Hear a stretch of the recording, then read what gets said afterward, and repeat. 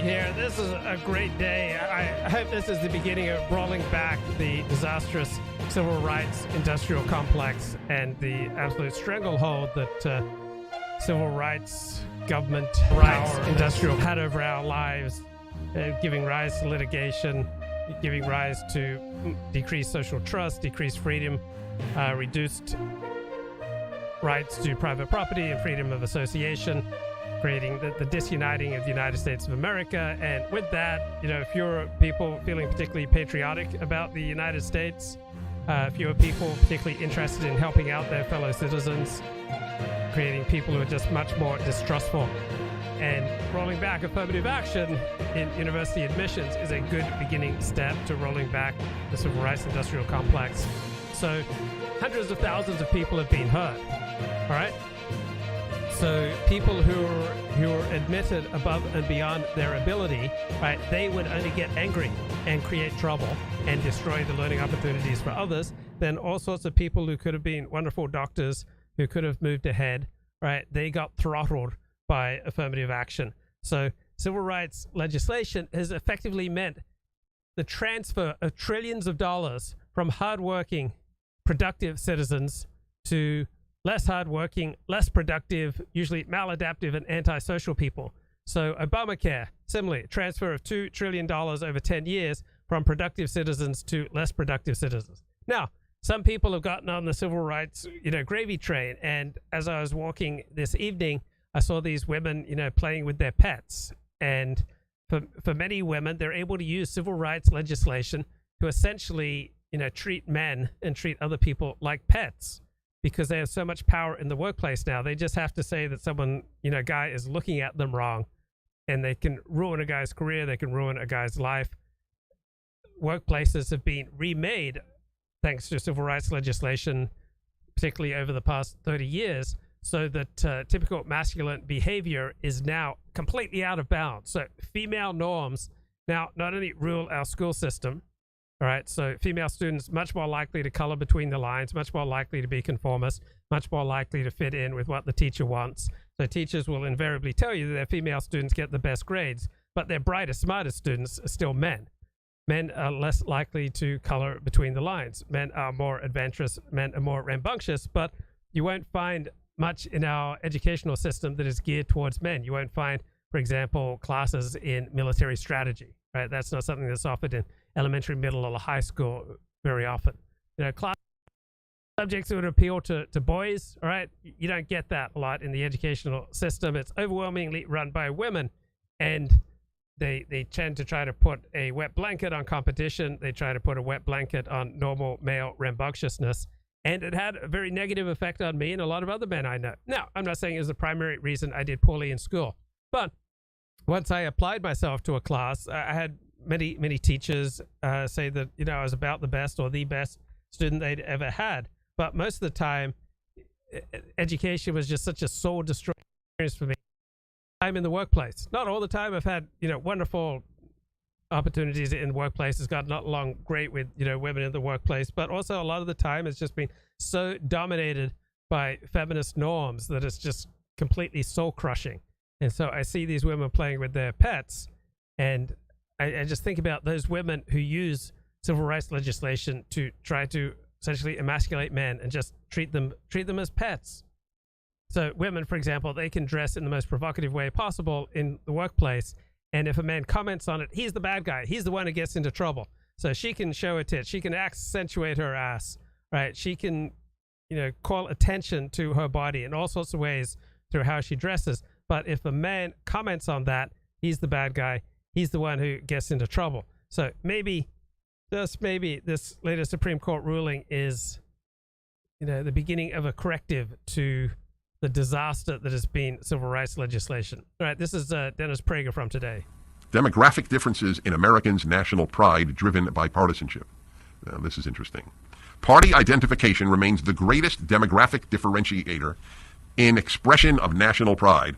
Republicans have been consistently more likely than Democrats and independents to express pride in being American throughout the trend. That gap has been particularly pronounced since 2018, with more than twice as many Republicans as Democrats saying they are extremely proud. How could a Democrat be proud? Their president, in his inaugural address, spent much of the inaugural address speaking about how a great chunk of this country is evil. A first, I have to believe, a first in American inaugural speech history. It's amazing any Democrats feel pride in being American. Nearly twice as many Republicans as Democrats saying they are extremely proud. Republicans are also nearly twice as likely as independents to express the highest degree of pride, and that is clear. It would be interesting. I wonder if they do it via sex. That would be an interesting thing to look at. Listen to this. This is very significant. So we have a graph here. Age group 18 to 34, 36 to 54, 55 and older, and they do it based on Republican, Independent, and Democratic identification. Republicans, Independents, Democrats. So 55 and older Democrats, 38% say they're extremely proud. Guess what the percentage of 18 to 34-year-olds who are Democrats who say they are extremely proud? 12. So give or take the margin. Right, so Democrats, as we've discussed on the show for 8 years, Democrats are the party of the coalition of the fringes, all right? So the core of America consists of white Christians, and then Democrats are the coalition of the fringes who are normally angry at the core and normally, carry a massive chip on their shoulder against America. And they're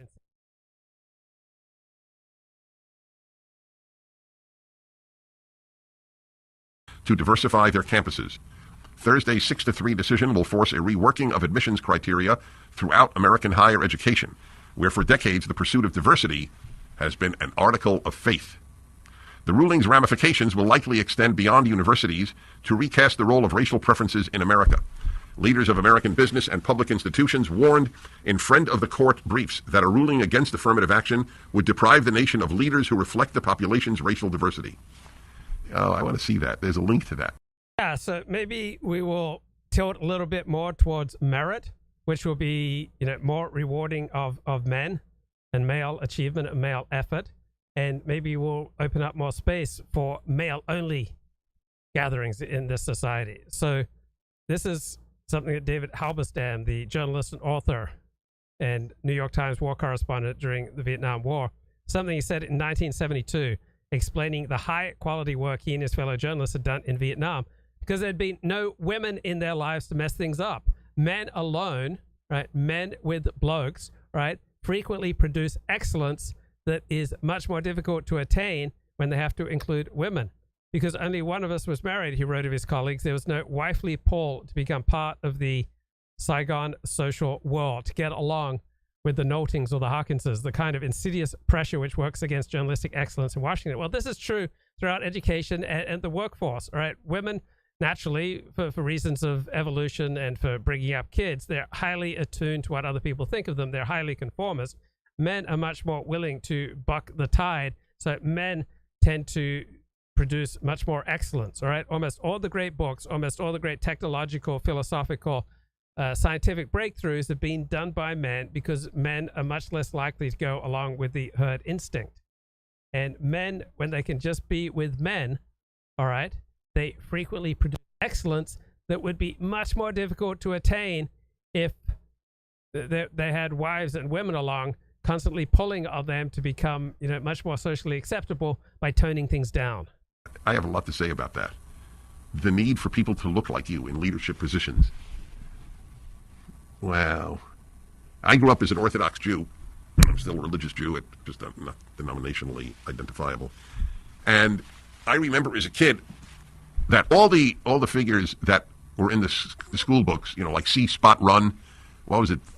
Jill, Jack and Jill, was it? Were those the two characters? And their dog Spot. And I remember thinking, not one of them wears a yarmulke. And so they didn't look like any Orthodox Jew, and that's the world in which I grew up. And you know what? I didn't give a damn. What difference did it make? Why is it important to have someone in a position of power or fame look like you? No, I'm serious. Why is that important? Does it affirm your importance? Is your self-image that weak? And I'm not saying this is... Yeah, for very weak people, that's really important to them that they have leaders and mentors who look like them. Christopher Caldwell just wrote a fantastic book, The Age of Entitlement, America Since the 1960s. And he talks about how civil rights legislation passed in 1964-65, it made legal equality a fact of American life. But legal equality was then deemed insufficient by both civil rights leaders and the United States government. Right? So once the ostensible demands had been met, the civil rights movement did not disband. It grew. It grew in money and power and influence. It turned into a lobby, right? It turned into a political bloc trying to remedy the basic problems of life. That they felt, oh, they had inferior jobs, lack of money, lack of housing, right? Nothing about, the bad behavior on the part of those who lack jobs, lack money, lack housing. So I was looking at the New York Times. Shocking. You're going to be absolutely shocked here, guys. Schools bring police back to campuses. They reverse racial justice decisions. Right? Critics say the move will disproportionately hurt students of color. Well, to the extent that the move disproportionately hurts students of color, it disproportionately hurts those students of color who act like criminals. Right? Most students of color do not act like criminals, but for those students of color and students of non-color who act like criminals, bringing police back to campuses will have an inhibiting effect, and it will hurt them. All right? It will diminish their careers as criminals. Right? This idea that you could just banish police officers from campuses filled with criminal behavior and just allow criminals and bullies to take over and wreck education. Right? Many schools did this in the aftermath of the George Floyd shooting. Well, what happens? You get spasms of criminal violence wrecking schools, and how many other lives are ruined? People who are bullied, education destroyed because you allowed the crims to surge into power in schools. And that's inevitably what happens when you have a lot of antisocial students, right, who no longer have to fear the police coming around. Got to read this great book here by Christopher Caldwell. And doggone it, if I didn't just lose my place. Oh, man, I had it all lined up. Hang on here. This is a criticism. I'm saying it really as a form of sympathy. That you gain this vicarious thrill. How exactly did it benefit any black man or woman in America that for 8 years the president of the United States looked like them? Yeah, how exactly were blacks advanced by having a president who looked like them? Okay. So civil rights was found to be disappointing. All right, so the civil rights industrial complex, they had to keep pushing on and on and on, more and more money for the disadvantaged and the dysfunctional and the antisocial and the criminal. All right, so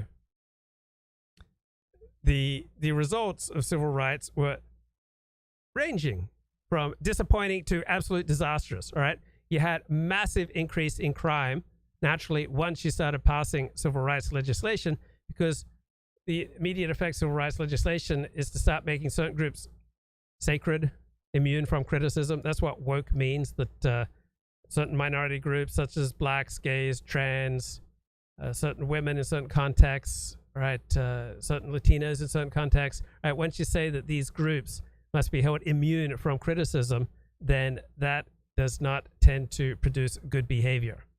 And the results of civil rights have just been ranging from disappointing to absolute disastrous.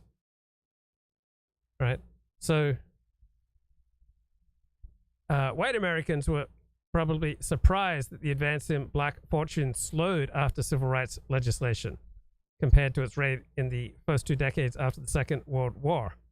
But now, with civil rights legislation, you had more and more people who were very low achieving, who felt more and more entitled. So in his book, The Closing of the American Mind, Alan Bloom put it, 1987, blacks proved as indigestible in university systems after civil rights as they had been in earlier generations. So he was a professor at Cornell University in upstate New York when black radicals bearing assault rifles roused visiting parents out of bed on Parents' Weekend in 1969 and demanded concessions from the university administration.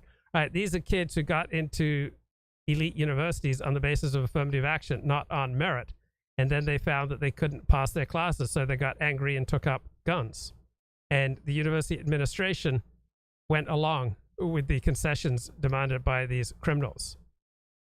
So from Alan Bloom's perspectivity, the indigestibility and the radicalism were two sides of the same coin. Cornell now had a large number of students who were manifestly unqualified and unprepared, and therefore faced an inevitable choice: fail most of them or pass them without their having learned anything. So Black Power, which hit the universities like a tidal wave at just that moment, provided a third way too.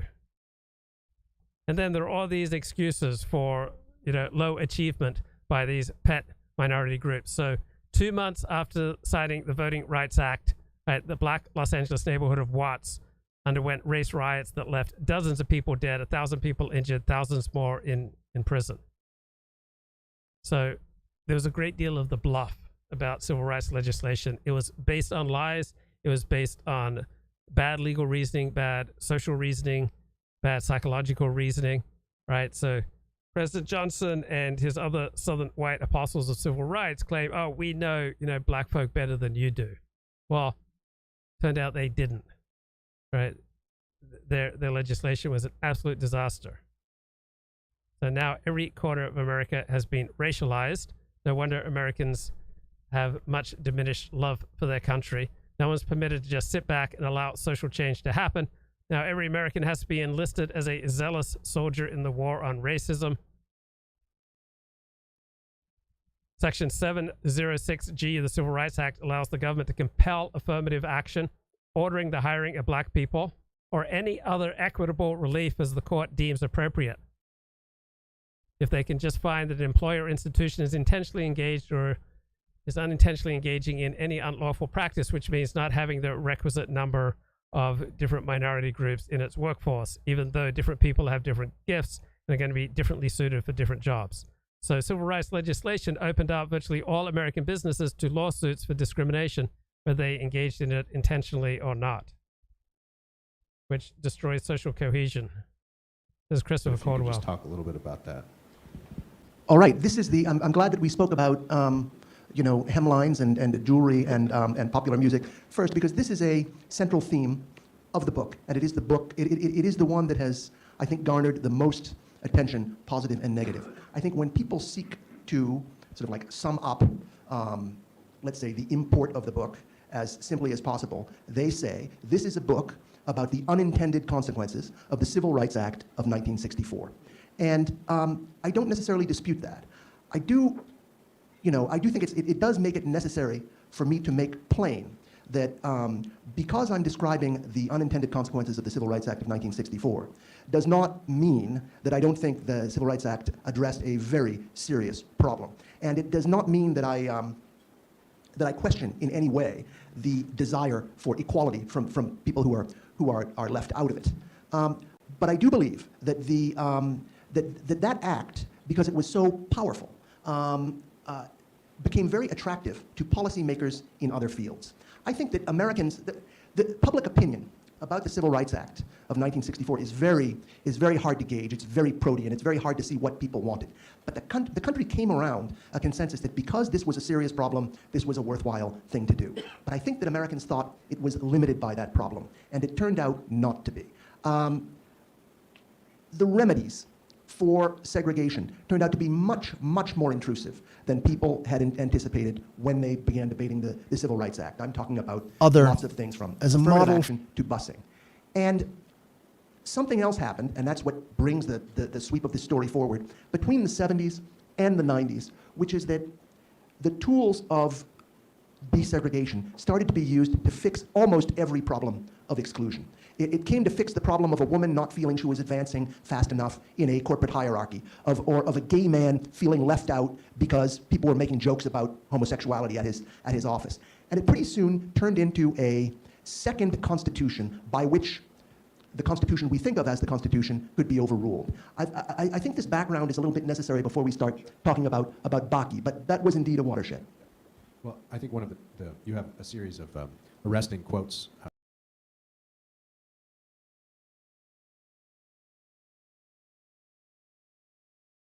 For other types of claims to rights, and this is sometimes called the rights revolution. Although increasingly it is described as a side of civil rights. So, for instance, Joe Biden yesterday described transgender rights as the civil rights of our time.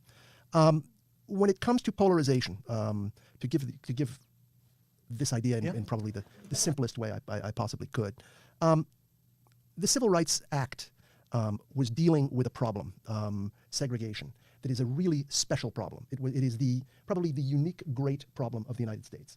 And it was a problem that for centuries in different forms had defied solution. The government was able to do away with segregation by using extremely strong medicine. The Civil Rights Act was a strong act. It was a much stronger act than the act that John F. Kennedy was discussing during his lifetime, which people had thought actually too strong to get passed. Lyndon Johnson was able to get it passed through his political skill, but it had a lot of new government offices and instances in it. It had an expanded role for civil rights agencies. It had the EEOC. It had what did that stand for? Yeah, let's explain what that is. It's now the Equal Employment Opportunity Commission. The acronym has changed over the years, but it had the EEOC. It had offices of civil rights, and on top of that, it had a whole number of offenses that for which people could now be prosecuted and sued, and involving discrimination in a whole range of places, starting with voting booths, public accommodations, meaning hotels and bars, etc., public facilities, but also businesses. And here, this was very innovative. The Civil Rights Act took aim at private association, and so it showed itself willing to tack against, and some might even say repeal, the prevailing understanding of the First Amendment as protecting not just freedom of assembly, but freedom of association. Okay, and it worked. Okay, so this was very effective in undoing segregation. One thing that seems quite clear is that Americans did not expect this toolkit to be used for things other than fighting segregation, and over the years it was. It came to be used for adjudicating immigrants' rights, women's rights, children's rights, gay rights, transgender rights. And this, as more and more of the country's political life moved from, let's say, the old Democratic Republican area of politics that you voted on, and into this new area where which was decided by, let's say, judges and regulators. Like bus. I think I could issue that with busing. You could talk about busing. You could talk about affirmative action. The country changed. I mean, and so you had, so things were not just, people were not just changing their minds about things, and it's not actually even clear how much people were changing their minds about things. It's just that authority was moving from one government system to another government system, and these two government systems over time developed each their own logic, and I would say they became like two constitutions. Right. We want to spend some time there, which is like, how did it create a rival constitutional understanding exactly? This is something you get in the book a lot, which is that there's a lot of judicial elites and others who don't really buy into the founding story of America, but very much do buy into what you call a civil rights constitutional framework. What does that mean exactly? Let's lay out what exactly that understanding of America and its history through that lens looks like. Well, that's a sort of a cultural question that everyone will have a different answer to that. I think that I mean, we all have this, our own ideas about the history of the idea of freedom in the world. I don't really go into that in the book. I go much more into structures. And so a follow-up then. Something that sort of critics of the book have referenced is the idea that the notion of what America is and what it represents has changed multiple times. So yes, you had the Constitution of the 18th century, but you had Andrew Jackson. His presidency was sort of changed the notion of who could participate in the democratic process. You obviously had Abraham Lincoln, the Civil Rights Act, Civil War, Civil War and all that sort of stuff. And the 14th and 15th. You had the progressive era, women are getting the right to vote, but then also corporations, sort of antitrust stuff, and then you had the New Deal. So what was it unique about this sort of reconsideration that made the Civil Rights Act era different? You're just speaking about changing the notion of what the country was about. I think that this, what changed in the 1960s is it changed the means through which power was exercised. And and I quite understand that we've always had bureaucracies, we've always had judges, but there was a new dynamic that allowed them to produce laws. And one example you could give is bilingual education. Bilingual education is something that the Supreme Court described as possible and desirable in a 1974 decision called Lau.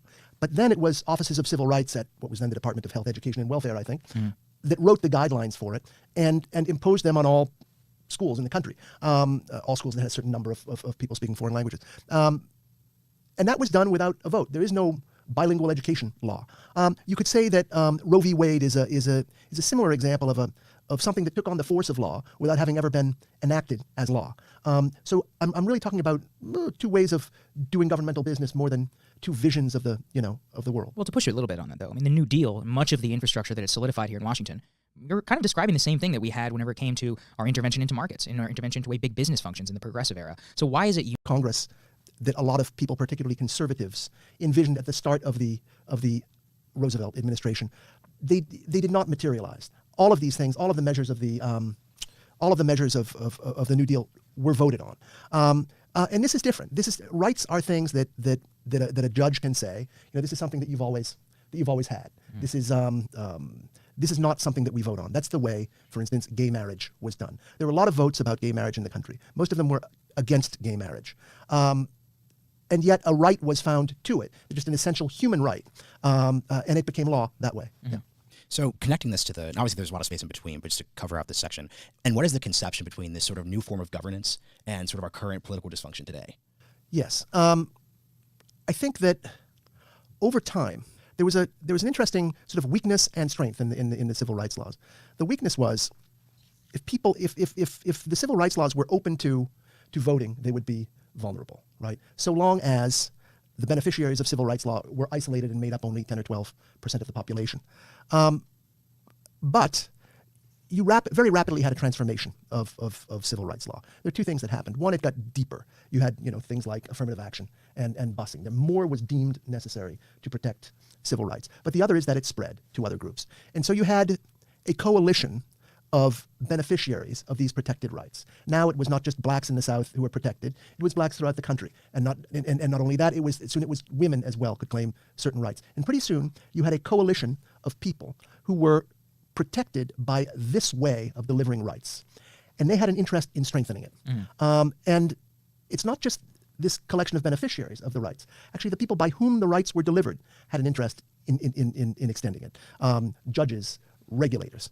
At the same time, you had people who were not the beneficiaries, who tended to perceive the changes that came as things, quite correctly actually, as things being taken away from them. And who were those? And what's this, like, who were those people who were not the beneficiaries, and what was being taken away, at least in their perception or in actuality? Right. So at the beginning, I think that as I described the way Americans viewed the situation in the early 60s, I think that Americans thought of civil rights as almost a foreign policy issue. It had to do with the South. It was the stuff they were watching on TV in the South. And there was a cast of villains who were obviously in need of correction in the mind of the country, but they were rather small. Then came the next period when it was clear that when we talked about civil rights, we were talking about a nationwide program, right? And then you had a different set of people who were having things taken away from them. For instance, the families in an ethnic neighborhood in Boston who had children who were going to play on the same high school football team that their father did and their grandfather did and their great-grandfather did, were now told that they would be going to a different school in a different and probably dangerous part of town. And then it spreads on from there. I mean, it's basically the story of intersectionality, It spreads to women's rights, and men are told that, you cannot sort of like make the same jokes around the office, meeting table that you used to. And it goes on, So this is interesting. Do you think, so speaking of the intersectionality idea, I feel as if what we're really talking about there, and this is what Michael Lind discusses in his book, is the idea that elites, particularly college-educated elites, gained more power culturally, economically, but politically, and were able to sort of input their social rules and expectations into society. And you see this in other societies too. So if you had abortion laws liberalized around the same time, but they were liberalized by law. I mean, Parliament debated them, the laws were passed, their head of government sort of like signed them into law, and they became law. Here it was done in a judicial way. I do believe that in these European countries, there was a lot of imitation of the American civil rights model.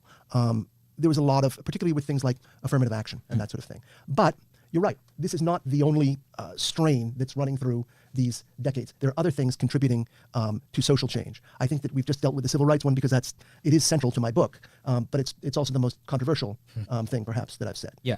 So you have, when you talk about, elites, there's the role of Vietnam in our own sort of social evolution in this sense. A little bit more here from Christopher Caldwell. This conversation took place February 26, 2020. It's always easy in hindsight, of course, to say that to say that it went off the rails at some point. But I think it's very interesting that, given the constitutional, cultural, and moral logic of the project, you say it was in a way inevitable, affirmative action and political correctness. Yeah. Yes, I think that you mentioned that I used the word compelling. Another word which I think has had an interesting rise over the last 50 years, is iconic. People now use iconic instead of it just where they used to just say famous. All right, but in fact, the Civil Rights Act of 1964 is iconic, and we don't want to say anything negative about it because we treasure its achievement of the main thing it set out to achieve. But I do believe that there was a tragic flaw in it.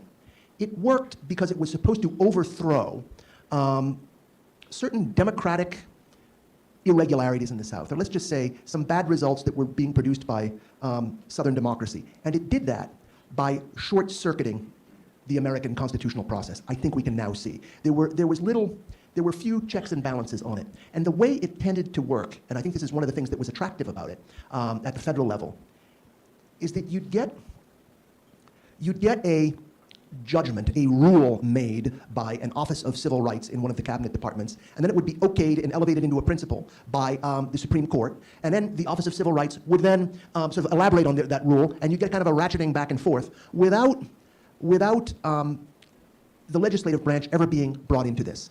It was a very efficient way to make law, but it left people out. Now, there's something I hasten to add when I talk this way, which is that this is not a work of legal theory or legal history. It's not a constitutional, it is not a jurisprudential sort of like puzzle solving. I'm discussing basically the culture, the political culture of these, of this, yeah? It's interesting, the first, you're right, I don't tend to look at roads not taken, but the first level of change that you, it's a puzzle about the year 1964, and I don't like to get stuck in 1964 in talking about this book, because the book leaves 1964 and by about page 15. But a puzzle about 1964 is that first level in which you banned government discrimination but left the private sector mostly intact, is roughly what the Kennedy Civil Rights Bill was, which he found impossible to get out of committee. In this, go far enough? Yeah. Okay. No, I don't know that it was because it didn't go far enough. Radical at the time. I think so. Yes, and I mean it was the chairmen who were keeping it bottled up, and yet Johnson came up with something that was much, much more far-reaching, and he got it through Congress. I think that a lot of the explanation is the effect of the Kennedy assassination on the national psyche, and actually Johnson's skill in presenting this as something, as the president's most passionate wish, but once you got to, once you had it in this form, as I say, it was not apparent that it would be expanded as it was. But I repeat, I think that the tragic flaw of the bill was the prerogatives, I would say in terms of checks and balances, the constitutional flaw was that whenever the question arose of whether the powers of that dispensation should be expanded, that question was addressed to the people whose authority would be expanded thereby. That is, it asked bureaucrats whether bureaucrats should have more say over determining whether this was right or wrong, and it asked judges whether judges should have more say. And I think that the answers it got were, in retrospect, predictable, although it has taken a half a century for them to play out. I wanted to turn to Reagan if we could.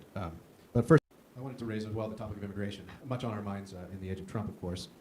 And in many ways, I think the frustrations of, this is an implicit argument in your book, it's just a small piece of it, of course, but the frustrations of the Republican base or the conservative base, or it's actually a little too confining a way of describing it, the sort of America that believes in the older Constitution, or at least implicitly, and understands their country that way, the beginning of I would say the escalation of the populist movement that started with Reagan really got a lot of fuel from what seemed to be a betrayal in the 1986 Hart-Celler Immigration Act, right? No, Hart-Celler is 65. Oh, sorry. Yeah. 86 is IRCA. Yeah, It's, that's right. Thank you. Hart-Celler. It's Simpson, Missouri. Yeah. And the point is that the employer enforcement mechanisms. Man, this interlocutor, this moderator talks way too much, right? If you're interviewing, if you're moderating, you should talk as little as possible. The shorter the question, the better. Bloody hell. The border security, as you put, started That's in right. the 60s. Yes, that's right. So, to refresh, in 1986, the IRCA bill was to be there was this, there was a new kind of immigration had arisen since Lyndon Johnson's immigration reform in 1965, and you now had, there had always been braceros, or seasonal agriculture workers in the Southwest, but you now had a very large flow of them, several million of them, and they were having an impact on certain communities whose votes mattered, and people were really upset about it. And so there was an attempt, a really bipartisan attempt, I don't think the parties differed that much on the question of immigration then, to come up with a grand compromise. And that is to give a very generous amnesty. And when I say very generous, in 1986, the amnesty applied to Everyone, I mean, citizenship was offered under the Special Agricultural Worker Program to anyone who could show that he had done 60 days of agricultural work in the last 12 months in the United States. And so there were 3 million people amnestied or given citizenship that way. However, everyone understood that that would be a tremendous incentive to immigration. So there were also some draconian penalties agreed. There was stiffened border security. It was $123 million. People thought that was an incredible amount of money to spend on border security, $123 million. But there was also, the key part of the bill was employer sanctions. It would become illegal to hire an illegal immigrant. Some employers groused about that. They said, you're going to turn me into a policeman, blah, blah, blah. But there were sanctions on employers for hiring illegal immigrants. But under the conditions of anti-discrimination law, how were you going to do that? How were you going to decide which of your employees you were going to ask whether they had been born outside of the country? I mean, people who looked Mexican, et cetera. It turned out there was absolutely no way to enforce this law that did not fall afoul of the law. And so those employer sanctions never happened. And within a year or two, you had people in HUD, in the Housing and Urban Development Department, promising that they would not enforce the law, actually. They said, don't worry, I'm coming here, I'm not coming here to enforce the law, I just want to explain it to you. So there was never any balance to it. It became a pure amnesty plus incentive to further immigration. And that, in turn, really poisoned the immigration issue forever. It remains, to this day, impossible to talk about it among conservatives. And I think that it's still driving American politics, and it explains a great deal of the rhetoric of the 2016 election. I don't think I fully explained what I meant last time by saying I was going to praise the conservative intellectuals, but I'll explain that and then I'll go on to play my normal role, which is to condemn them. And the politics of the New York Times, the argument that they've been making for the past... There is no theoretical reason, but I have to say you sound a lot like the conservatives who say, well, who could possibly object to presenting a driver's license at a polling station, as long as we ask that of everybody? But it creates... I am one of those conservatives. Yes, exactly. So you're right, that's a perfectly legitimate theoretical question to raise, but it comes up against constituencies that have counter-arguments, whether they are principled or pragmatic, to make against it. I would say about, I think I view this regime less in intellectual terms than you do. I think that I do not think that the political evolution of the country over the last 60 years has had as much as we have tended to believe it has to do with arguments won and arguments lost.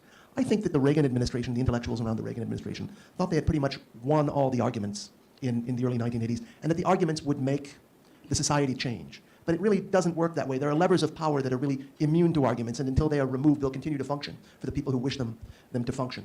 And I'm struck by, the nature of political correctness. I think that the conservatives in the country in particular are always assuming that they're going to be able to overthrow political correctness as soon as people see how stupid it is. And so they tend to tell jokes. I mentioned a few of them in the book. I mean, so like the Gale Head Hut, which is a hut of the Appalachian Mountain Club, and it's up at the top of one of the rockiest mountains in the White Mountains in New Hampshire. It's 5 miles from the nearest road, on the edge of a cliff, and it's wheelchair accessible. And then there's sort of like, so Bank of America in the 1990s was, it equipped its drive-through teller machines with Braille. Okay? I mean, and these things are like, everyone sort of says, okay, you know what, as soon as these people see, like where all this sort of like politically correct rhetoric is leading, they're just gonna just like laugh it out of the public square. But it's just not true. And as I say, I haven't written this book as a lawyer or a prosecutor or anything like that. But I think that there are some, people who have studied the anti-discrimination law and its effects closely. There is, of course, Ken Masugi of the Claremont Institute. There is Shep Melnick of Boston College, whose work I found very interesting. There's Gail Heriot of the University of California at San Diego, whose work I've discovered more recently. They tend to sort of see the encroachment of political correctness in the sort of like wielding of certain legal powers, like Section 6 and 7 of the Civil Rights Act, or Title 9 of the 1972 amendments to the Higher Education Act. I mean, let's take that one for instance. So Title 9 is, it basically says, it's like the simplest language in the world. It basically says, sex shouldn't be a barrier to advancement in higher education. Well, very quickly you had laws that required, equalization of school athletic budgets between women and men. It's been used for questions of sexuality. It's been used for transgender. The Obama administration tried to use it to enforce a uniform standard of anti-sexual harassment and law on all universities. And once they did this by sending letters to universities, you know, when the federal government issues a finding against your university that you're in violation of federal anti-discrimination law, that has an effect on accreditation, on your accreditation, which is, by law, I believe, required to consider such things. So this is a dagger pointed at the heart of your ability to operate as an institution of higher education. That's a sort of an example picked out of, it's one example that could be picked out among dozens. But I think that winning these arguments over conceptions of the best regime, it's kind of beside the point of the structures for wielding power that exist in the government. Good evening. Just got to talk close to it. Good evening. Augustus Sells, the very first one, based on race, religion, sex, and national origin, and should have stopped at that instead of all this other social engineering since then. My question is this: isn't this, in terms of not only this election but the next, probably over the next 25 years, in terms of the cultural war going on in America and probably worldwide too, taking a nationalistic, globalistic, a globalistic nationalist view? Isn't this basically the petit bourgeois versus crony capitalists and socialists? Kind of.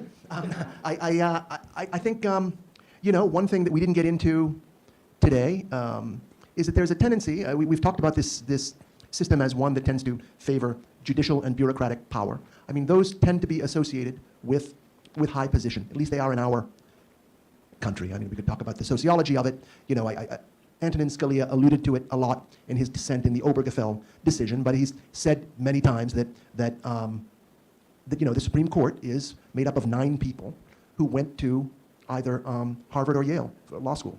And if you have a system that is, does this U.S. Supreme Court ruling only affect Harvard and the University of North Carolina? No, it affects not only all American colleges, but it will have wider implications throughout American life. Employers are going to become much more leery of using affirmative action. They're going to just try to change the name for affirmative action, but it's going to affect them too. This is Dennis Prager this morning. What difference did it make? What if the Supreme Court ruling on affirmative action, this came out last week in the Wall Street Journal, a decision on race-conscious college admissions could have implications for corporate diversity programs. You mean like United Airlines, which said that it's reserving half of its flight school places for women and racial minorities? Do you really want your pilots to be chosen on that basis? Well, it's fascinating that 3 justices actually thought that it was constitutional. What those justices did is confuse what they would like to see with what is constitutional. They're not the same things. U.S. companies are preparing for a Supreme Court ruling on affirmative action to present new tests to their hiring and other personnel decisions. The outcome of 2 parallel cases, which involve admissions policies at Harvard University and the University of North Carolina, won't directly affect employers' practices and policies, which are generated by a different statute than admissions. But lawyers and business leaders say they expect that any decision restricting or prohibiting race-conscious admissions could lead to more legal challenges to company hiring and promotion decisions. So is America a happier place? Are racial relations better? Is the average black person or Hispanic, I would say Asian, but Asians actually have been hurt by admissions based on whether to make changes to existing diversity programs, including renaming them. Oh, that's a great one. I'll tell you what, folks. We should have a lottery here on what will the new name be for existing diversity programs. What I know the left like I know my family, but I can't figure out what will the new term be if diversity is rendered liable for legal action against it. So Harvard University was just so dishonest in their argumentation. They argued that race is never used to discriminate against students. But if you use race to promote certain students because of race, you are inevitably discriminating against other students because of race. So one of the more obvious findings of this whole controversy is just how dishonest our university system is. What is a synonym for diversity? But I'll tell you this, they will come up with one. These people are geniuses. It's like gender affirming is the opposite of what gender-affirming care does. Gender-affirming care is gender-denying care. Happened, you made yourself miserable for no good reason. So it's just a little example of black people. It's a very, very telling piece. It's titled, "We're Really Worried. What do colleges do now after affirmative action ruling?" And the language is, if you heard me the first hour, you heard this, I'm sorry. It is a rule of life that people don't remember something until they hear it at least twice. That's why you hear phone numbers in ads 3 times. They have done a lot of testing. But when they say, this is what blew my mind, that young blacks will feel that they don't matter. Many also fear that applications from black, Latino, and other students of color will drop. Okay, I don't know why. If they want to go to college, then maybe they'll drop in terms of prestigious colleges where it's very hard to get in and rigorous to stay in. But why will it drop generally? So is a black student going to say, if I don't go to Princeton, then I'm not going to go to college? Why will they drop? That's it. By the way, that's not a criticism of the LA Times piece. I don't get it. Why will they drop? You're less likely to get into a rigorous college, quote unquote prestigious college. So your theory is, if I don't go to a prestigious college, I won't go to college? Listen, as far as I'm concerned, I wish college students declined in number by half. But that's a separate issue entirely. But here's the key. A key priority will be to assure those students that they matter. So here was my point. Reading that. Yeah, if you don't think you matter, all right, there's nothing that society or any of our institutions can do to shore up your weak self-esteem. If you are leading a life that is valuable to those around you, right? If you're important to your family, you're important to your friends, you're important to your community, if you're volunteering your time, you're important in your church or synagogue, you're not going to worry about whether or not you matter. They're told now that they don't matter. They're told that only their skin color matters.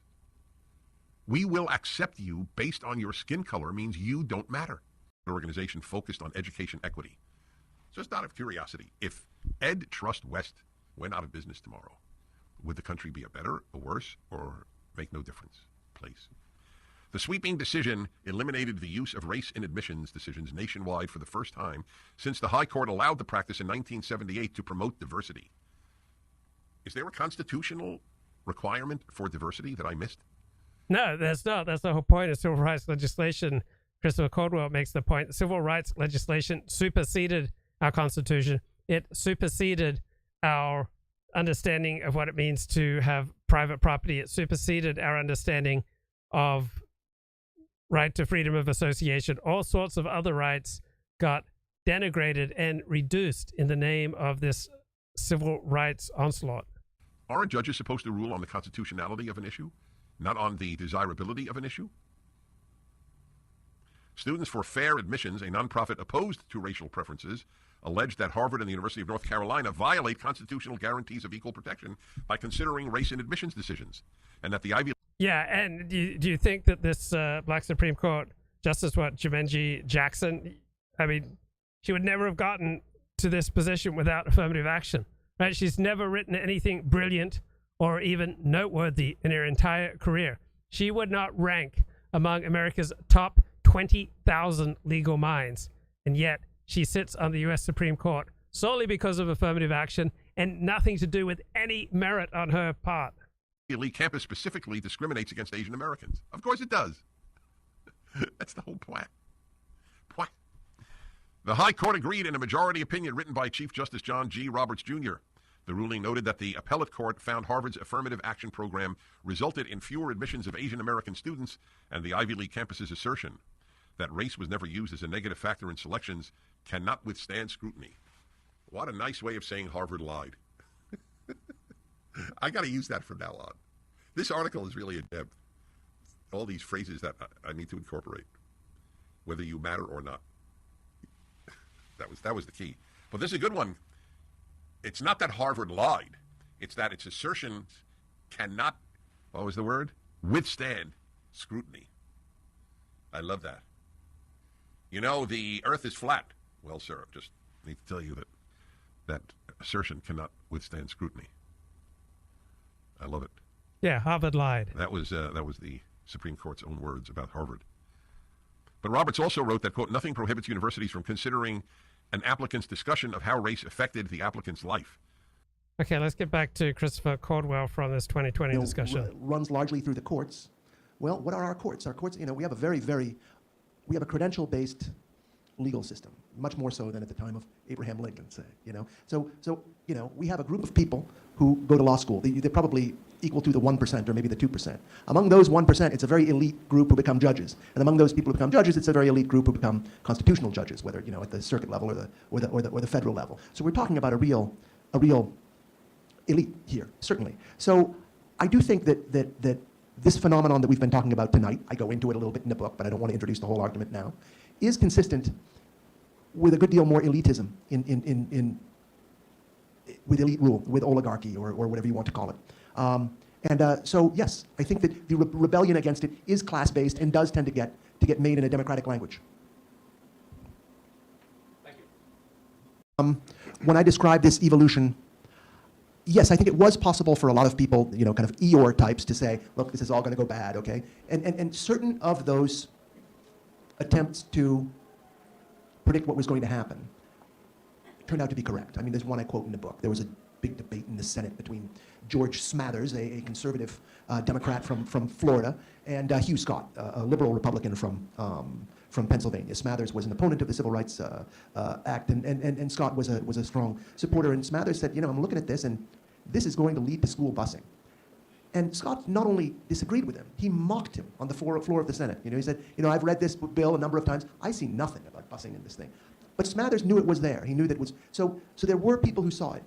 But I do not think that, there have been similar arguments get made over, whether over the 14th Amendment and whether people knew that it would be used as it wound up being used. And I don't think so. I do not see it as a swindle. If anything, it's a tragedy. I mean, the unintended consequences are tragic rather than they're unintended. That's what I mean. Yeah. Yeah, but absolutely disastrous, including in my own neighborhood, which used to just south of me, it used to be 90% Jewish, 99% white. Then they brought in affirmative action and then school busing to local Hamilton High School, which was one of the premier high schools in Los Angeles, premier public schools. They brought in busing, destroyed the education at the school, massively increased violence at the school in the surrounding area, and the whole area just descended into gangbanging and drug sales. This is more Christopher Caldwell here, February 5, 2020. The sort of race-based story here is, for 50 years, since the passage of the Civil Rights Act, America put itself back on the right trajectory. And there's a whole class of people who are aggrieved, embittered, et cetera, pick your sort of like word for that. And then the class-based argument is obviously that, well, actually, during that same period, in ways related both to governance, but also related to economics and culture, there actually were groups that were mostly organized by class that were sort of pushed.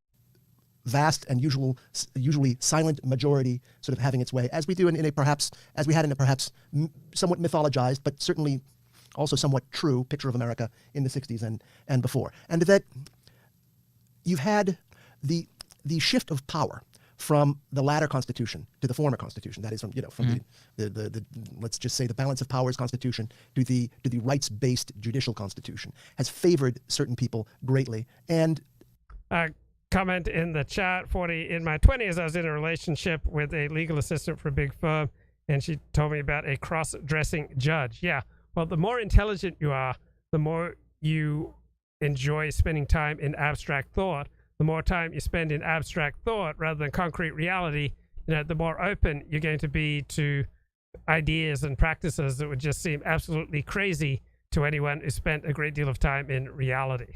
So brilliant people come up with a lot of brilliant things, but they also come up with a lot of stupid things. Left others out in the cold.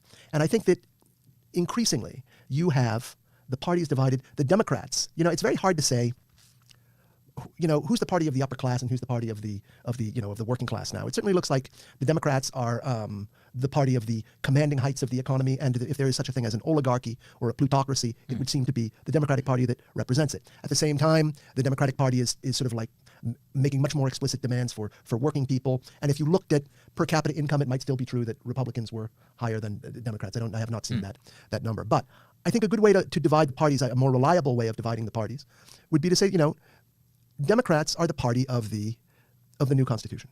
Republicans are the party of the old Constitution, of the pre-1964 Constitution. And a couple of things come from that, okay? One is, if you want to be really crude, you could say that Democrats look like the party of winners, Republicans look like the party of losers. I think that Ron Brownstein has tried to say that in his own way when he talks about a coalition of the ascendant. But the other thing is, if you do look at it this way, you can see why Democrats believe that the only thing, that the real thing motivating the uprising against their power structure is race. I don't believe that myself, but it is related to race at one remove. So that's where I want to spend some time, because I think the biggest problem I have with an analysis like this is that it almost buys into a leftist frame. Conservative turn that the Carter administration took with the nomination of Paul Volcker as Fed chief. In 1980, Ronald Reagan came to power, and I think he did some extraordinary things to avoid the confrontation over these two constitutions that seemed to be happening then. I think that you had I think the reforms of the 1960s, and here we can speak more generally, but in a rough sense, I mean around race, around sex, and around America's position in the world, Vietnam patriotism.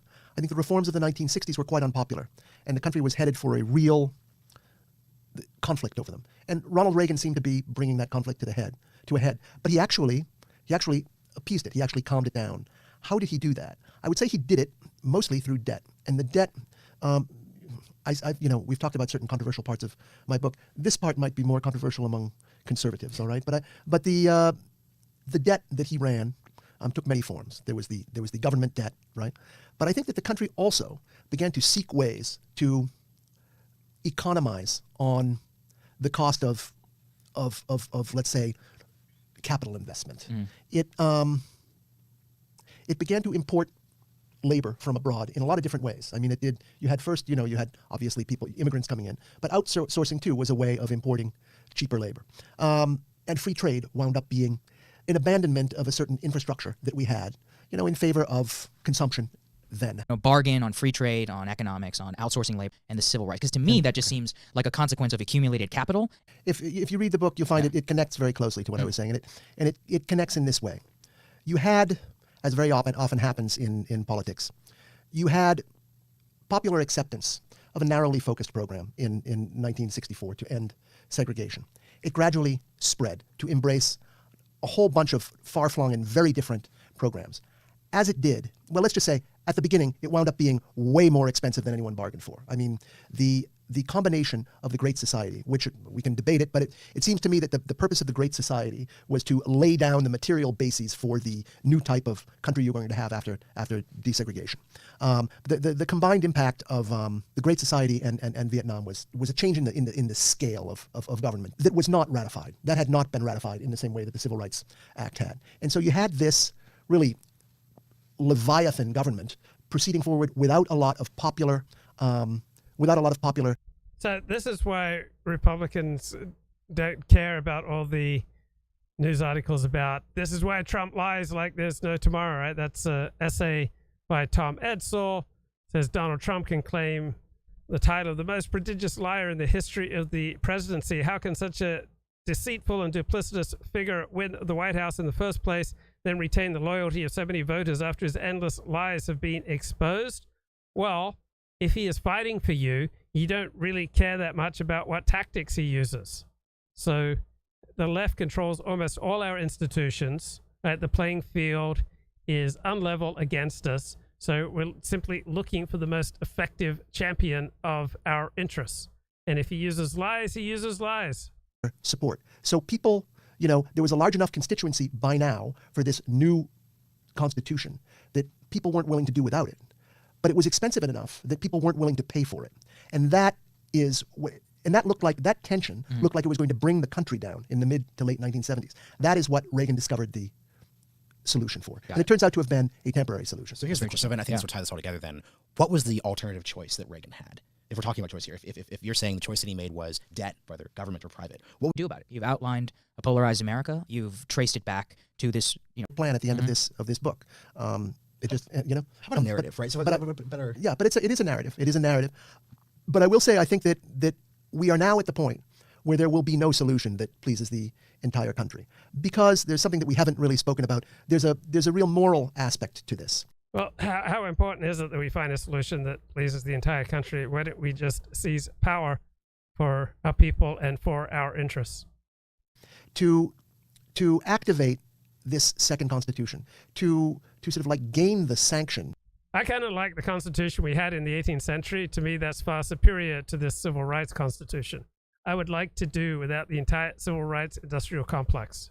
To sort of like shift, to gain the sanction, to take a political argument out of the democratic realm and put it into the judiciary or the regulatory realm required making a moral case. Mm-hmm. It couldn't just be, like, oh, let's do it this way. It had to be, I know you want to vote on this, but America can't wait. People's rights are being denied. This is an emergency, etc. So the movement to the second constitution was always framed in a moral way. And that means that the people who believe in the second constitution believe in it passionately. So generally speaking, people who try to frame arguments in moral terms to manipulate you to vote against your interests, right? Be skeptical of them. I'm not saying always put your interests ahead of your principles.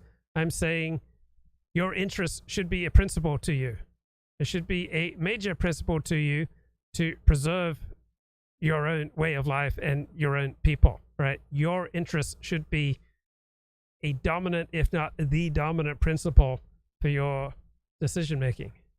And they believe that the people who do not believe in the second constitution are bigots, okay? The people, right. Second constitution, remember, is the civil rights industrial complex. People who do not believe in the second constitution, the people who believe in the pre-1964 constitution, expect to vote more. They don't accept the legitimacy of judges sort of making law. So they think the people who believe in the second constitution. And Star Rover says all of President Johnson's so-called Great Society legislation was catastrophic for America. I agree. Are totalitarians. So I don't see I think that we're in a bit of a corner here. Yeah. So before we finish up, something that we both admired about you is your broader work on the world stage, just in terms of that's everything from the Philippines to France. There's obviously a broad, but in all fairness, like you said, this is that ultimately I think it's important to get narratives out there. As glad you made it this far. We're going to take a second to dive in, like we promised, and sort of see how the country there are obviously riots in 1968 and a lot of equity and poverty. Man, and this was just a good thing about economics, and he really tried to tie the neoliberal against George H.W. Bush. This host is awful. And again, I actually think the current moment is the rise of the Democratic Leadership Council of the Premier with Michael Lind and J.D. Vance. Ultimately, the working class citizen and coming to some sort of settlement between the left and the right culturally. Space where these really controversial but important. Oh man, this guy just goes on and on. What a horrible host. Let's get a little bit more here from Christopher Caldwell. Question has tended to follow Supreme Court decisions. So I mean, if you could look at the previous parallel to transgenderism as having been gay rights, I would say there was a kind of a raucous public discussion about gay rights in the first decade of this century, but ever since it was decided in Obergefell, I think that it has been removed from public consideration. So I think that transgenderism will be a live issue only until there's a Supreme Court decision making it a right. Unless there's a challenge of the legitimacy of the Supreme Court, which would be an even larger problem. Yeah. Well, wait, isn't that? So if the Supreme Court says it's a right, that's one thing. But what if a 6-3 or even a 5-4 Supreme Court says no, Harvey Weinstein does not have the constitutional right to declare himself female and go shower in front of your daughter in her swim meet in the locker room? Won't the civil rights quote-unquote coalition rise in fury as one and say this is outrageous and actually elevate the issue to something even bigger than it was before? Okay, here's Christopher Caldwell again. The Civil Rights Act of 1964 is a very hard thing it's a very complex topic. It's hard to grasp even when you start talking about it. For one thing, it was presented to the public as the way to solve a highly specific, very local problem. And I would not even say limited to the South. I would say limited to the, parts of Mississippi and Alabama where there was very serious violence going on, let's say in the early 60s, against the civil rights movement, right? I think that there was a consensus in the public that ought to stop, all right? Yeah. But there was not so much of a consensus that there was a race problem at all elsewhere in the country. And if you look at the polling, from the early 1960s, you find that about 80% of Americans, and overwhelming majorities in the North and the Midwest and on the West Coast, believe that the blacks that they lived among were actually fairly and equally treated. So I think that there was a very strong sense that this was a regional problem that was being solved. But that in itself doesn't exhaust the ambiguity of this act, because the act is not really limited to race at all. And when people, I think that the people that today we call activists were quite aware of that from the beginning. The Civil Rights Act protects people based on, not just race, but gender, religion, immigrant status, ethnic origin, and other groups have been added. Vietnam veteran status, gay, lesbian, gender identity, that sort of thing. So it's a very, very versatile way of conducting government. Yeah. Now, the way it was supposed to work to desegregate the South is instructive here. The problem, I think, with Southern segregation is that it was a product of democracy, that people voted for it and people supported it. So a way had to be found to get around that democracy, to overrule it from Washington. And so Washington got a lot of tools.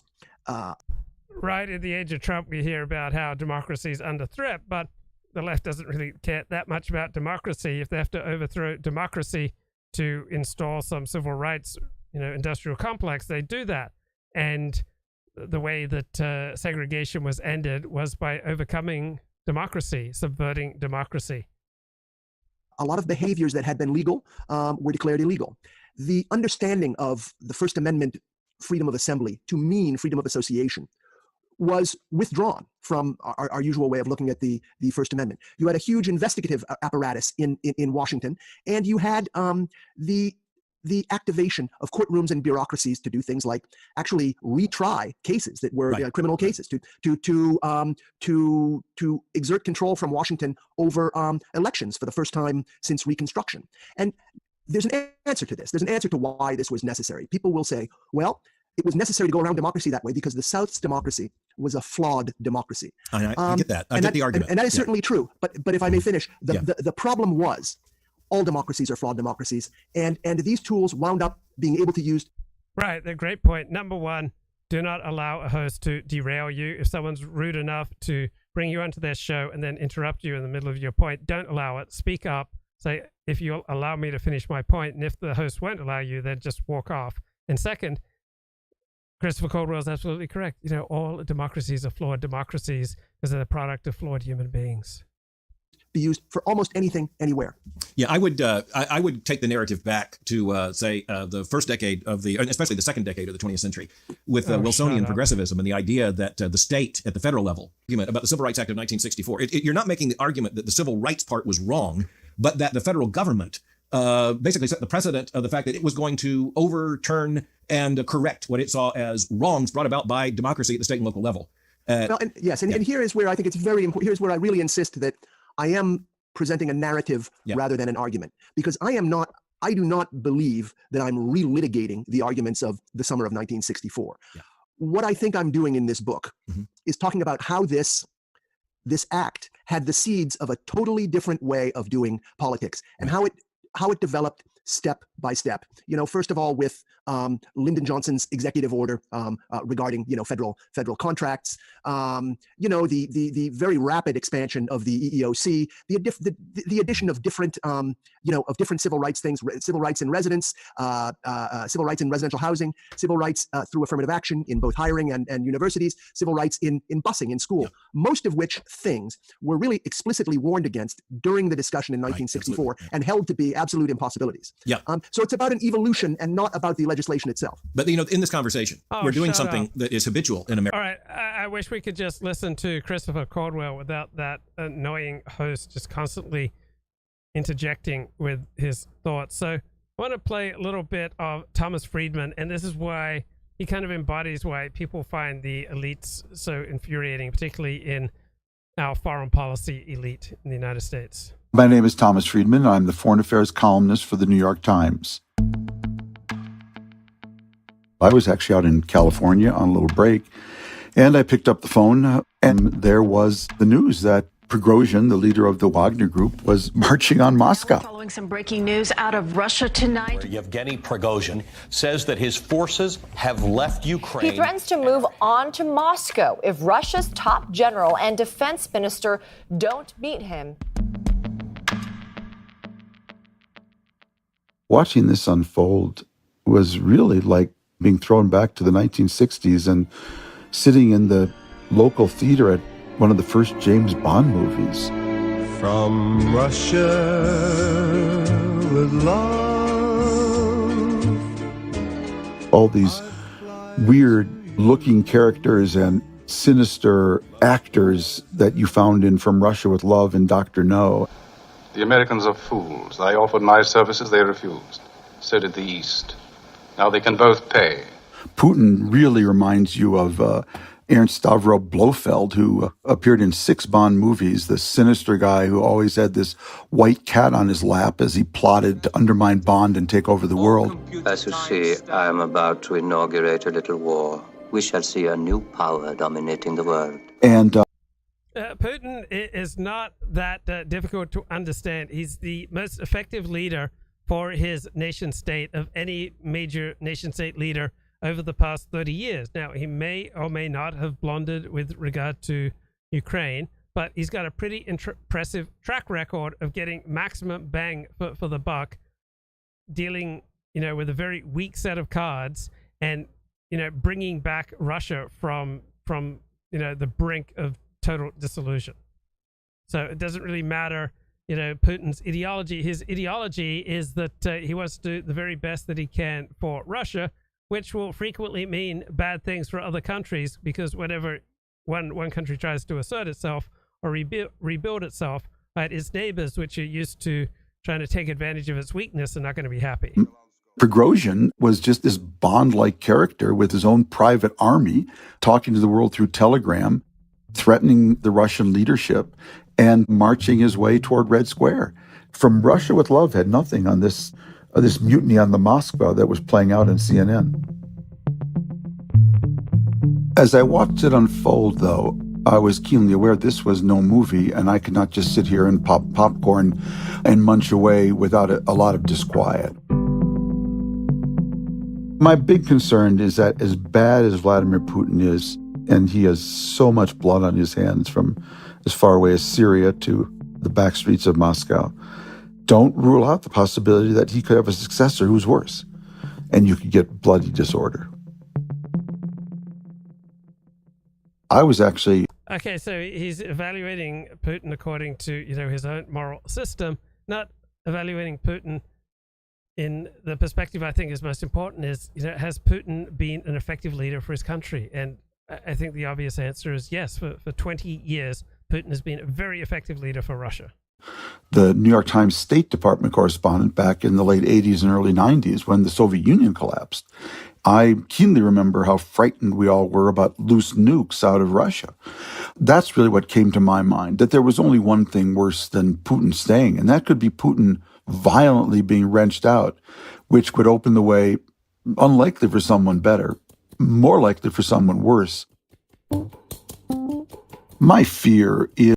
better or worse for whom, right? Russians primarily care about Russians, just like Americans primarily care about Americans. So Putin's been a pretty doggone effective leader for the Russian people. Is a kind of fractured Russia, where you would get bands of warlords, people from the security services and the army, teaming up with... And it doesn't help that many of our foreign policy elite are talking about breaking up Russia, putting Putin on trial for war crimes. All right, you're backing Russia into a corner, and Russia has nuclear weapons. That's idiocy.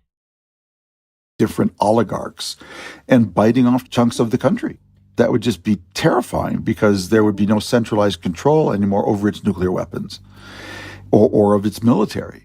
And you would see guns and nuclear weapons and all kinds of drugs and human trafficking just spilling out of this giant Russian landmass. Vladimir Putin has pretty much destroyed, bulldozed every institution in Russia that might have limited his power, but also cushioned. Well, Russia is not, some Western liberal democracy. They're used to autocratic leaders. Elliott Blatt, what's going on, bro? Blessings, bro. What a day! What a great day for the good for the good guys, bro. Absolutely. What a wonderful day. What a beautiful day in America. It's morning in America, bro. Yeah, you got to think it's sort of like I have to think that some of these justices, the conservative justices, they just saw one too many rainbow flags. Yeah, and they just couldn't help themselves. It was time to act. I've been waiting for this for 30 years, Luke. This is a great day. Yeah, thank God it's finally here. Yeah, and it just makes me think about Trump. Trump's legacy could last for decades. Whatever you think about him, his actual on the ground, effect on American culture, it's going to be felt for a long time. And this judiciary has, what did he put in? 3 justices? Yes, he put on 3 U.S. Supreme Court justices. That's a major legacy. Yeah, and I don't know. I'm starting to wonder: is do you think gay marriage itself could be overturned? I haven't seen any news coverage of that, but I mean, I certainly hope so. I'd love to see the whole civil rights thing overturned, starting with Brown versus the Board of Education. Yeah, and I just was thinking, I'm thinking about my education, and just what an unmitigated good, civil rights legislation was presented as. Just the counter argument was never even engaged with, and it's going to strike a lot of people that way who haven't been tuned into these darker corners of the internet. They're not going to be able to wrap their heads around the idea that there's another point of view on this. Yeah, it's just like the war in Ukraine, or the war against Iraq in 2003. Like, no one is held up as a good guy who opposes us arming Ukraine, and all the people who are promoting the invasion of Afghanistan in 2001 and Iraq in 2003, right? None of them have paid any price for the sheer lunacy that they pushed for. Yeah, and to think it's the same people, I'm thinking of my friends who all kind of support this, liberals. These were the most vocal opponents of the Iraq war. They were more vocally opposed than I was, who I was just kind of muddled into, neutrality on the whole question. But now they seem to have been trained to just do whatever the media tells them to do. Yeah, it's so stunning, the one-sided nature of media portrayals. Nobody who accurately described the implications of civil rights legislation has been held up as wise or a good guy. Like, everyone opposed to civil rights legislation is uniformly portrayed as bad, evil people. Yeah, there's a specific word they use when I was growing up. And anybody like that, anybody who's making that case was called scary. Yeah. I don't know if you were acquainted with that, but that was like the go-to put down for anybody with an opposing /based point of view. And you didn't want to be thought of as scary if you're trying to become popular or trying to advance your career. It's the last adjective you want to apply to your name.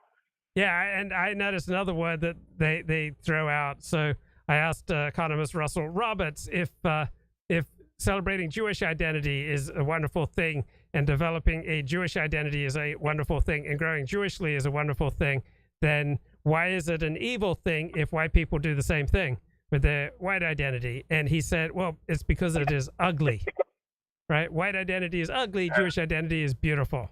There's a strong argument. Aesthetics. Yeah. That's why they hate us, bro. Well, it's not an even playing field, and I don't think that one should walk around mad about it, all day. It just doesn't serve you or anyone else. I don't think one should go into the workplace, just fulminating about civil rights legislation. But you should have some awareness, maybe a 3 out of 10 intensity, maybe diving it up a little at times when you're with a safe in-group.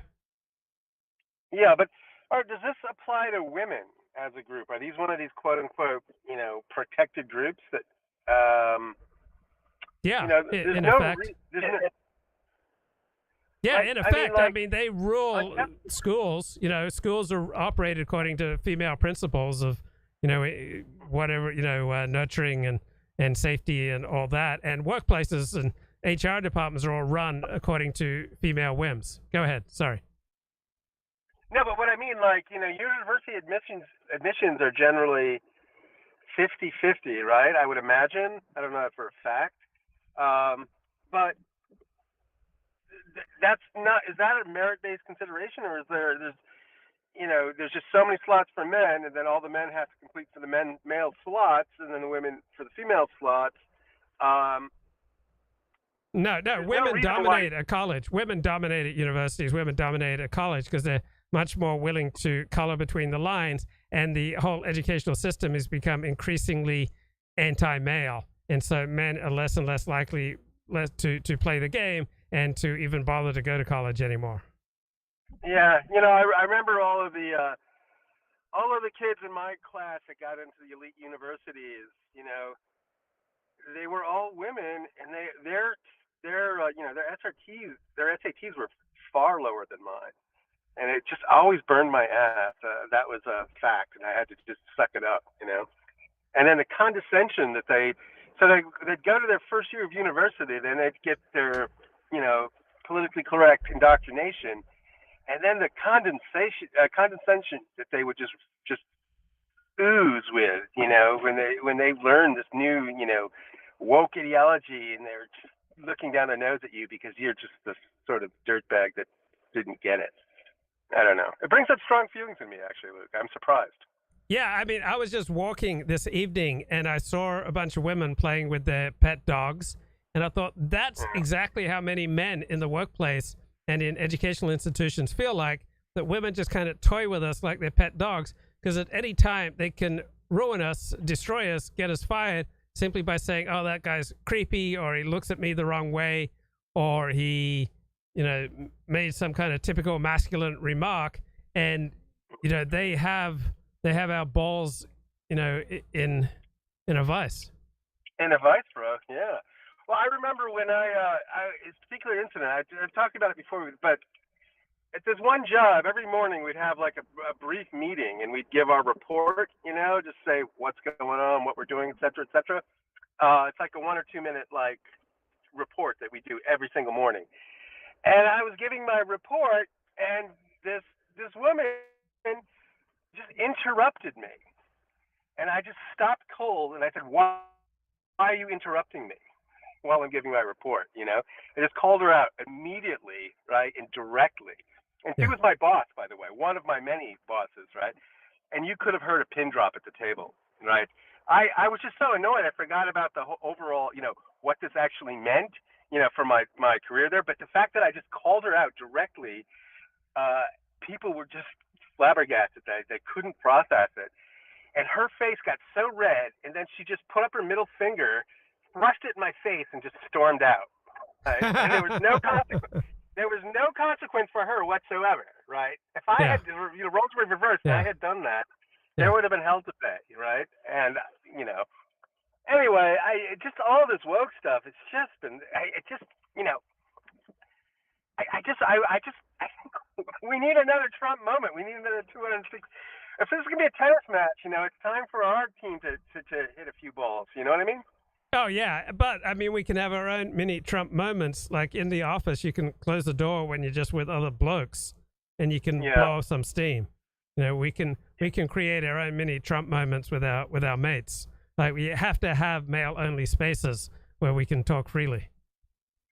Yes. I just came of age just as those had been, done away with. But it was the... what was it, the Elks Club and the Odd Fellows, all these sort of fraternal organizations that used to exist. Yeah. They were a strong feature of American social life, and they of course had to admit women, I think. Yeah, which then destroyed them, because the reason that men would go to them is to be with other men. Like, generally speaking, it's not in men's interest to, generally speaking, socialize with women unless they're trying to sleep with them. Right. And they don't want women in those spaces. They don't want their family broken up, right? They don't want women flirting with other men, and I don't know. It's also obvious, Luke, but hold on, I'm in a little tricky driving moment here. Okay. Okay. All right. I got through it. Good on you, mate. So the other thing. All right. So that's affirmative action. So what about this Russian thing? Did you ever actually give a debrief on what actually happened? Because that was the most strangest 24 hours in international news history that I've ever seen. It was, and no, I'm just listening to different perspectives. Honestly, I don't know that much about Russian politics. Yeah. Well, funny thing enough, that day, so this sort of had the news broke Friday night. The following Saturday, I run into my neighbor who's Ukrainian, and I asked him what his opinion was, and he was adamant in his view that this was a setup, that Russian and what's it, Perushki? Yeah, Pushkin. This was all a chess move. This was all a grand design between them. And that they're still buddy, and that they had, this is part of the plan, as it were. And he's Ukrainian. He's not Russian. Anyway, yeah. I just don't know who to trust because I've heard so many varying, disparate interpretations of this, and it just has to be the strangest thing I've ever seen. Yeah, I can't imagine. One thing I think is indisputable, that this is not good for Russia. And then second, with almost a contrary point, that yeah, Putin is vulnerable, but so is the United States. Like Joe Biden could drop dead at any minute. Everybody's vulnerable. So Putin, he particularly looks vulnerable right now, but he could very well last another 10, 15 years in power. That I would say there's probably a 30, 40% chance. Well, you saw that meme that I sent you where the net result of it is this Wagner group is now incredibly close to Kiev, right? Mm-hmm. Kiev. Yeah. And that sort of does underscore, it does lend some support to this theory that it was actually a plan between the two. Bottom line is, I don't know. I don't think anybody knows. But I think it's just so premature to talk about the election because I think there's going to be many twists and turns between here and the election. Like a year from now, what we're talking about is going to be a faint, distant memory, and I just don't know what we're going to be talking about 12 months from now. Yeah. Yep. Good stuff. Well, just a quick one, man. Thanks, man. All right. Shalom. Okay. Shalom. Right, Take care. Okay. A little bit more here from. But we have this phrase, the Civil Rights Caldwell. Movement. We have the Civil Rights Act. 66 or 67, I believe, was to convey to our black citizens their full rights as citizens. Right. But it became, you're right, it rapidly became very confusing because the pillar on which the civil rights regime, if we can call it, is constructed is the 14th Amendment. The basis of the 14th Amendment is equal citizenship. And yet so much in the, let's say, legal structure that arose out of the Civil Rights Act is about drawing distinctions between citizens, based on race. And so it's a very confusing matter legally. Yeah, what I want to help people to understand is that when we talk about civil rights, the Civil Rights Movement was explicitly about. And again, this is why I describe the book as a narrative. It's not that we've just been arguing about the same law for the last 55 years. It's that the law created an entire new way of doing politics. That's why we describe it as a second constitution, which is often it turns out at loggerheads with the first. Yeah, and this idea of civil rights, I just want to help to kind of play this out. Yes, it's very interesting. So in the beginning, you had a movement that was based on righting the United States' great historic wrong, and it was given a lot of passion by that, but it was also given a lot of specificity by that. I think that Americans thought that it was required by history, but it was also limited by history. And as long as we were talking about, making amends for historical misdeeds, there's a lot for Americans to argue about and disagree on. But I think that forgot. I wanted to go back to finishing this somewhat infuriating Thomas Friedman column here on Putin. The transition. The Soviet Union had a lot of institutions. It had a Politburo, it had Soviets, it had councils. It had actually an order of succession. Putin has none of that. And that means when he goes, the most likely outcome is not a natural successor, Mr. or Mrs. Nice Person. It's likely disorder. Yeah, Putin took Russia when it was at its lowest, and he restored it to being one of the top three great powers. Right? He's done a heck of a job for Russia. The big question is, what are the implications for the war in Ukraine? And it's just too early to tell. everyone is now watching two things. What has been the effectiveness of the surge by the Ukrainian army, the so-called spring offensive? And while they have taken some 50 square miles of territory, they haven't exactly busted through Russian lines. And of course, what they're also watching for is what will be the solidity of those Russian lines if the Wagner group led by Prigozhin is not there. So too early to tell, but it's going to. So I don't know much about Russian military, but it does seem pretty obvious that the Wagner group is the most effective, most badass part of the Russian military. It'll be a very interesting few weeks to watch what flows. When this first broke, there were two things that came to my mind: 11 time zones and a big lie.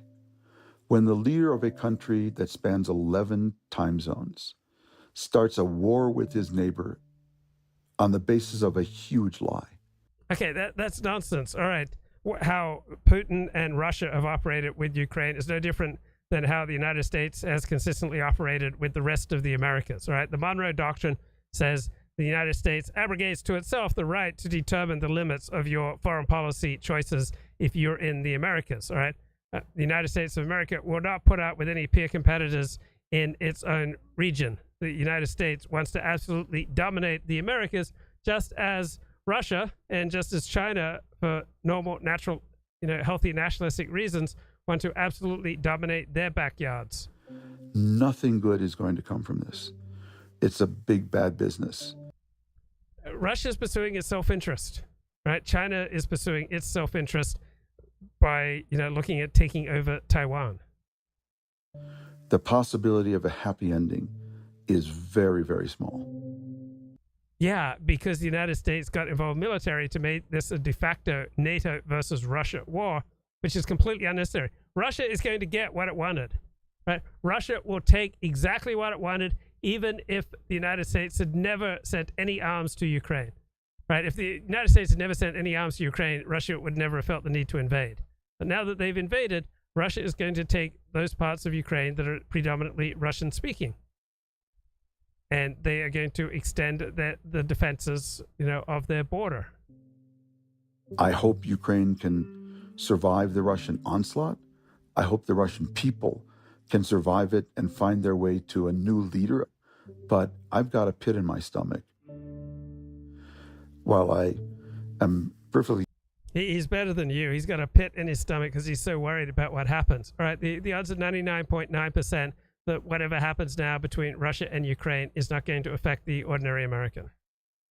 So there's no need to have a pit in your stomach unless you want to show off how morally far-sighted and morally sensitive you are. Capable of finding some humor in the crazy madcap characters in there. Okay. Thanks, Tom Friedman. All Americans understood that. That made a lot of intuitive sense to Americans, whether they liked the Civil Rights Act or not. Right. When you started, but you very quickly moved on from there. And in fact, by the time you get to 1978, the Supreme Court actually repudiates the idea that this is any kind of restitution or making of amends historically. It's about just this ethic of diversity. Yeah, and the Civil Rights Act of 1964. Like the rise of feminism, the Vietnam War, and certainly the sort of the class consequences of the way people were sent to war, and of the way people felt about the war, and that sort of thing. Well, morally speaking. Well, I mean, it's a complicated thing. I think that more Republicans voted for civil rights proportionately than Democrats, but the party balance in both houses was so lopsided that any achievement, that anything that made it through Congress was going to, pass with predominantly Democratic votes. Yeah. Now, yes, but getting constitutional order, but. Yeah, this is a complicated thing. It's not. I don't think it's just a different way of understanding our Constitution. I think that it's an alternative way of organizing a political society, and whether by custom or through just deference to the Supreme Court or whatever, this new Constitution can overrule the old Constitution.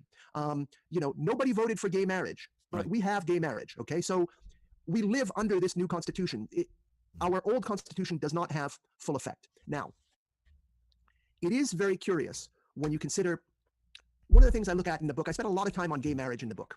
One of the very curious things about gay marriage is that a lot of Republicans, I was in Washington in the 1990s, a lot of Republicans who are tempted to say, well, look at what they're doing in Hawaii. They're talking about marrying, they're talking about men marrying men. We should really pin that on the Democratic Party. And a lot of the discussion inside the Republican Party was, no, that's too ridiculous. It'll look like we're just like piling on and we're being like lunatics. And yet, 10 years after that, you had it in Massachusetts, and 10 years after that, you had it nationwide.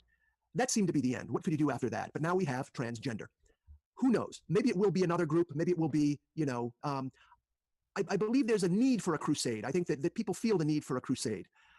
But I'm not so sure it will be a small minority. It might be possible to apply this model of government to society as a whole, to sort of begin to,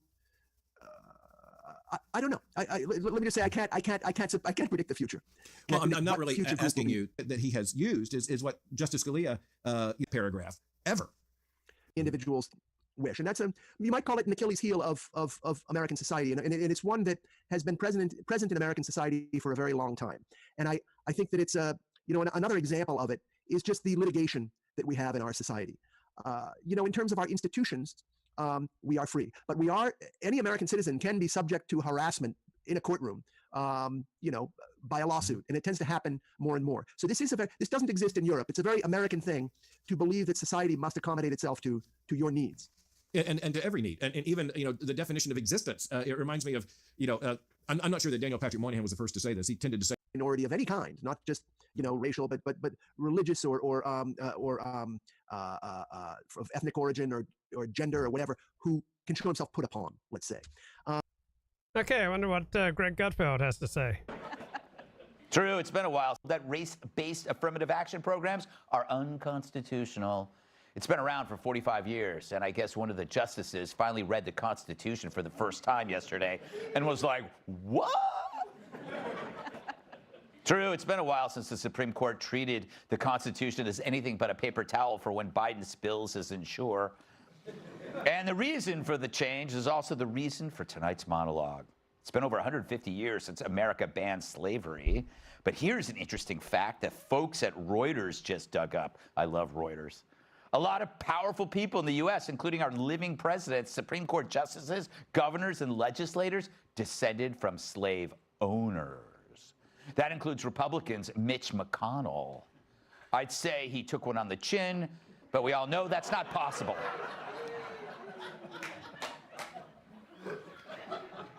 But also Lindsey Graham, James Lankford, and Tom Cotton. Cotton, his name sort of gave that away.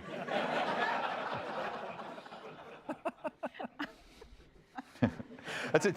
If he ever ran for president, he should not use the slogan "Pick Cotton." Not gonna work in the cities.